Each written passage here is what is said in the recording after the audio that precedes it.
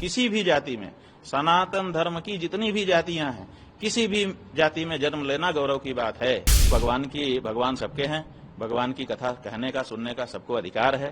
जब सार्वजनिक रूप से कोई कथा होती है तो उसमें ब्राह्मण वक्ता व्यासासन पर बैठता है ताकि हर वर्ण के लोग उससे सुन सकें, कोई ऐतराज न करे। जावा में जो कुछ हुआ है बहुत गलत हुआ है।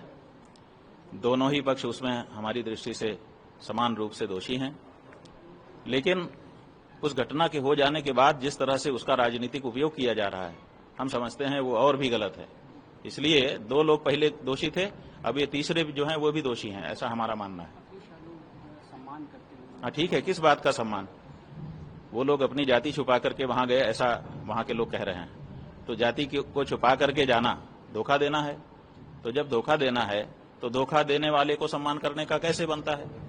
आप उनको सांत्वना दे सकते हैं कि भाई आपके साथ मारपीट हुई, ठीक नहीं है, लेकिन सम्मान अलग वस्तु होती है। तो इसलिए मारपीट नहीं करना चाहिए था। जिन लोगों ने मारपीट की बिल्कुल गलत किया उन्होंने। इसलिए जिनको मारा गया उनके प्रति किसी की भी सहानुभूति हो सकती है। अगर अखिलेश यादव को सहानुभूति है, हमें भी है, तो इसलिए हम उसको गलत नहीं कहेंगे, लेकिन उनका शाल उड़ा करके सम्मान करना ये हम समझते हैं कि उचित नहीं है। ये ज्यादा है, क्योंकि उन्होंने भी दोष किया है, गलती उनकी भी है। उनको अपनी जाति नहीं छुपाना चाहिए था। किसी भी जाति में, सनातन धर्म की जितनी भी जातियां हैं, किसी भी जाति में जन्म लेना गौरव की बात है। क्यों? क्योंकि सीधे भगवान के द्वारा 4 वर्ण जो बनाए गए हैं वो सीधे भगवान की रचना है, उन्हीं के अंगों से उनकी कल्पना की गई है। इसलिए हम जब एक ही परमात्मा के अंग हैं तो हमको इस बात का गौरव होना चाहिए।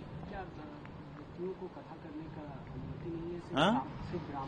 नहीं, ऐसा है कि कथा तो भगवान की सबके लिए है, किसी के लिए नहीं, ऐसा नहीं। भगवान भी सबके लिए हैं।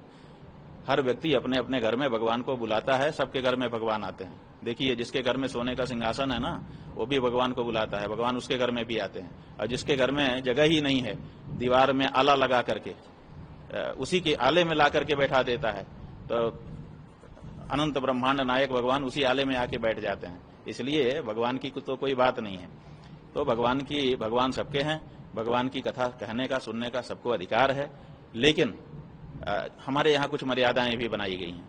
तो उन मर्यादाओं में यह है कि जब सार्वजनिक रूप से कोई कथा होती है तो उसमें ब्राह्मण वक्ता व्यासासन पर बैठता है ताकि हर वर्ण के लोग उससे सुन सकें, कोई ऐतराज न करे। ज्यादातर विरोध इसलिए भी है क्योंकि वो पहले बहुत कथा कहते थे। हाँ, यही बात है ना कि आप पहले बौद्ध कथा कह रहे थे, अब राम कथा कृष्ण कथा कहने के लिए आ गए, और फिर आपने अपनी एक कल्पना करके जाति कर ली और उस जाति के अनुसार आपने कागज बनवा लिए और उसी के अनुसार अपना नाम लिखने लग गए।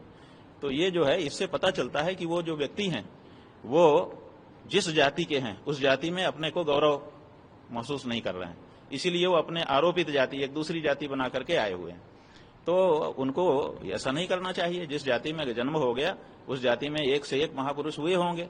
अपनी जाति के महापुरुषों का आदर्श ध्यान में रखते हुए उनको अपनी जाति पर गौरव रखना चाहिए और उस जाति को किसी से भी कम नहीं समझना चाहिए।